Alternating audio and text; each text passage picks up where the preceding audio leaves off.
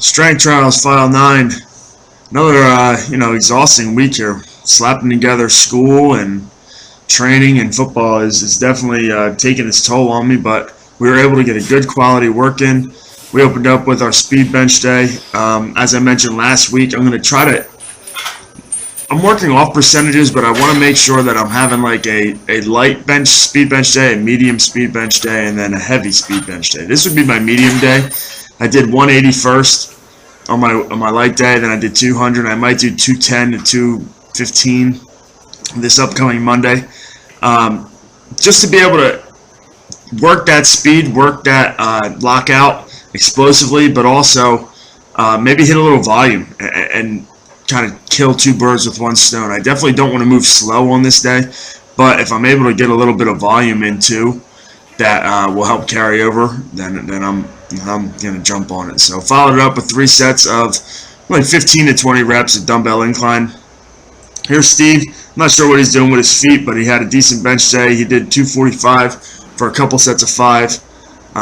He did show up later in the week with me on Saturday morning, which was nice to have a training partner and see him get back after it. Here's Kyle.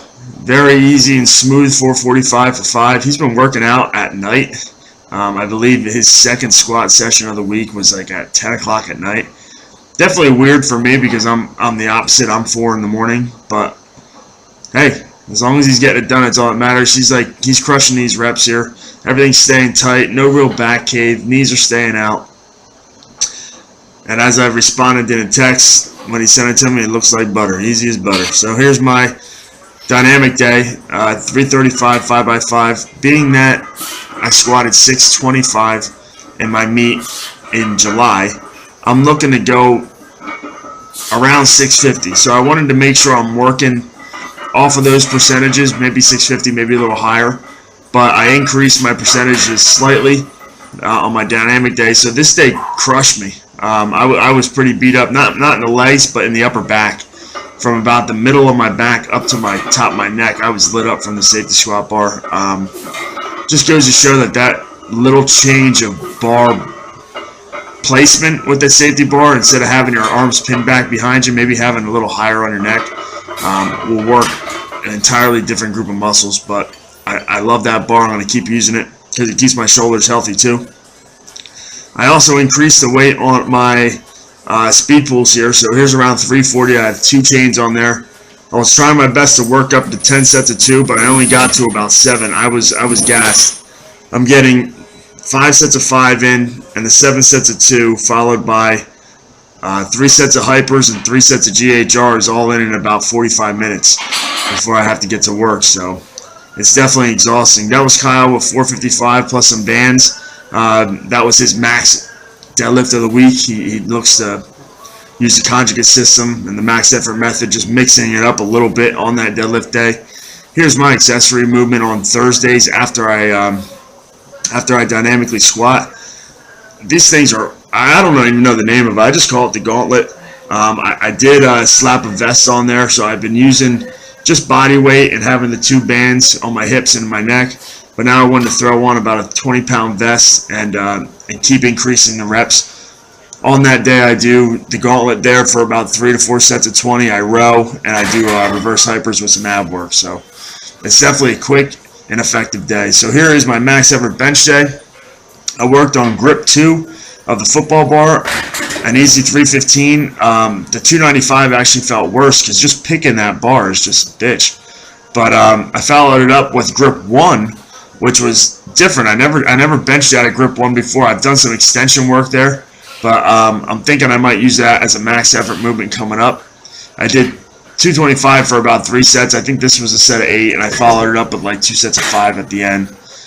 Just burning it out. I was supersetting that with some band hairs to bang away at the upper back. Here's Steve's overhead day, 155 for 5. Just getting back into it. He knows, the overhead press for Steve is definitely a big-time movement.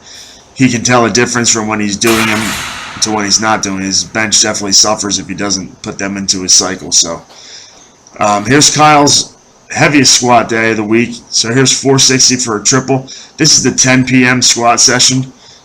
He wasn't happy with it. He was great on rep 1, got a little loose there on 2, and he does it again in the bottom. I think all that it was maybe just not driving his belly out into the belt in the bottom, staying tight. But I mean, he finished the weight really easy. It looked fine, and I'm sure the weight next week it'll look just as fast. So here's Steve once again. It was nice to have a morning training partner. We didn't have a film session this morning for football, so I was able to train a little bit later, or not later, but it was around 7:30. 8 o'clock instead of 4:30. But there's Steve's 310. That bar is about 40 pounds. And then we worked up on a pin pull. This is pin 2 on my rack with 2 elite short bands on each side. We had a monster mini and then a mini. And those things suck. I mean, they're so short, but at the lockout, it's such a lot of band tension. But it's definitely effective for pin pulls. So I'll be going back to that in the next couple weeks. Here was our movement was the camber bar free weight. That was not a good squat right there. I almost lost my balance. My left foot wasn't set, but I was able to drive up to the top. I followed it up at 540. This bar it's comfortable on the shoulders, but it's definitely it tests your tightness because you want to explode off that box and you want to make sure that you're being as violent as you can, driving your head back and driving those elbows down. But the more you do that, the more it shakes. And if it shakes too much, it's going to end up lawn chairing you. So it was definitely a change of pace for me. I had to be patient out of the hole. I couldn't explode the way I wanted to, almost like a dynamic effort day.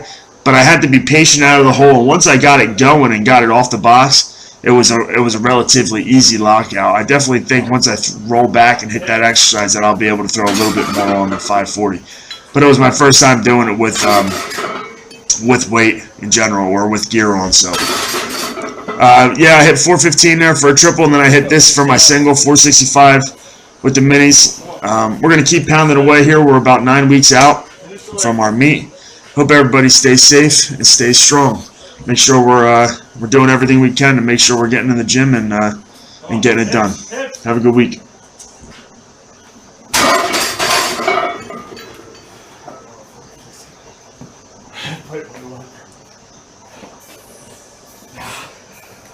Yeah.